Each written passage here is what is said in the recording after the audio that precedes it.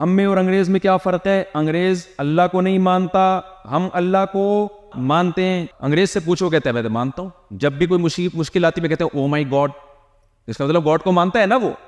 میرے بھائی، اللہ ایسے ماننے کو قبول نہیں کرتا جس میں اللہ کے کہنے پہ نہ آپ نماز پڑھ رہے ہیں، نہ آپ زکوٰۃ دے رہے ہیں، نہ آپ حج کر رہے ہیں، نہ آپ روزہ رکھ رہے ہیں. اللہ کہتا ہے جو مجھے مانتا ہے، جو گاڈ کو مانتا ہے. تو پھر خدا نے مؤذن کو فجر میں کہلوا دیا حی علی الصلاۃ، آ جاؤ نماز کی طرف. اگر آپ گاڈ کو، اللہ کو مانتے ہو تو بستر چھوڑ کے کہاں جانا پڑے گا آپ کو؟ نماز کے لیے.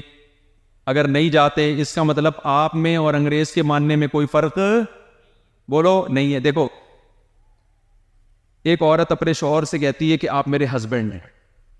شوہر کہتے ہیں ماشاءاللہ بہت خوشی ہوئی مجھے یہ جملہ آپ کے منہ سے سن کے، میں بہت تھکا ہوا ہوں، ذرا میرے لیے چائے بنا رہی. کہتی میں نہیں بنا رہی، لیکن آپ میرے ہسبینڈ ہیں.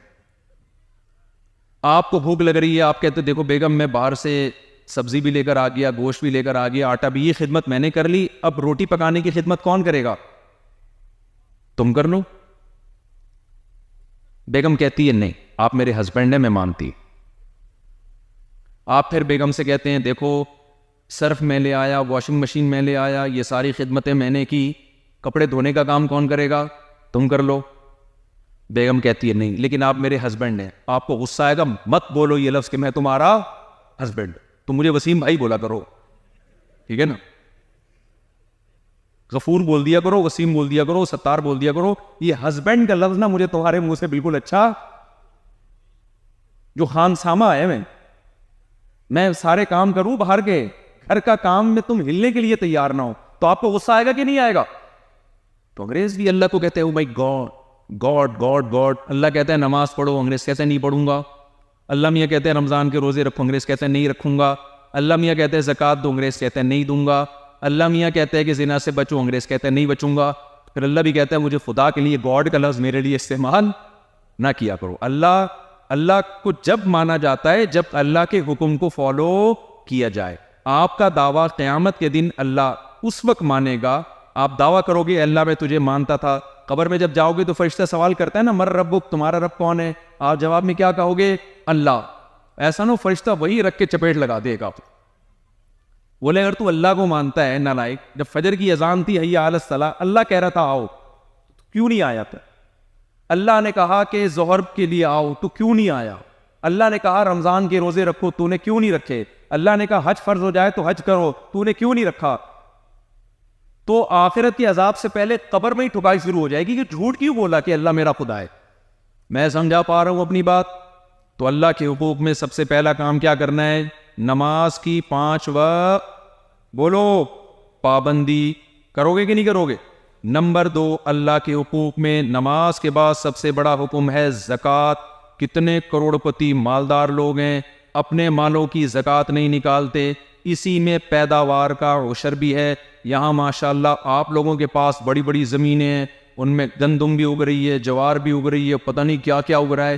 قرآن مجید کہتا ہے، دیکھو انگریز کہتا ہے کہ میں زمین میں بیج ڈالتا ہوں اور ٹریکٹر سے میں محنت کرتا ہوں، زمین سے میں پانی نکالتا ہوں، پیداوار نکلتی ہے، پوری پیداوار میری ہے.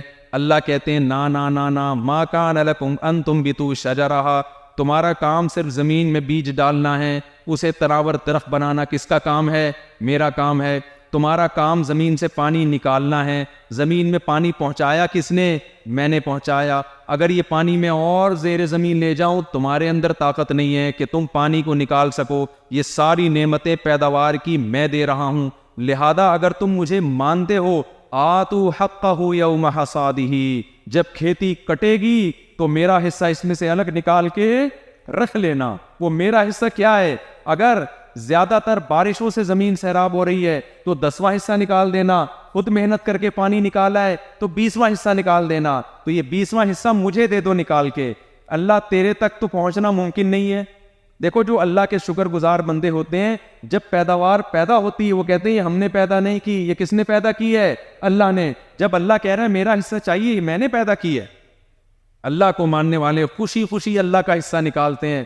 آتو حقہ، کتنی مزیدار آیت ہے، ایسا مزہ آتا ہے یہ پڑھنے میں. آتو حقہ یوم حصادی، اللہ کہتے میں نے بارشیں برسائیں، میں نے پودے اگائے، لہذا جب یہ فصل کٹے گی تو میں نے یہ سب کچھ اس لیے کیا تاکہ تم میرا حصہ نکال دو، مجھے یاد رکھو۔ تو عشر نہ دینا بہت بڑا ظلم ہے اپنی جان کے ساتھ، بہت بڑی ناشکری ہے اللہ کی۔ جتنے زمیندار یہاں بیٹھے ہوئے ہیں آج سے عزم کریں جس دن پیداوار کٹے گی 10واں یا 20واں حصہ اللہ کے لیے نکال کے اسی دن الگ کر دیں گے، خوشی خوشی، جرمانہ سمجھ کے نہیں۔ پھر اللہ تک پہنچائے کیسے؟ تو اللہ میاں نے کہا میرے نمائندے زمین میں غریبوں کی شکل میں گھوم رہے ہوں گے، ان غریبوں کو پکڑا دیں۔ سمجھ میں آ رہی ہے بات کہ نہیں آ رہی ہے؟ عشر نکالیں گے کہ نہیں نکالیں گے؟ زکوٰۃ دیں گے کہ نہیں دیں گے؟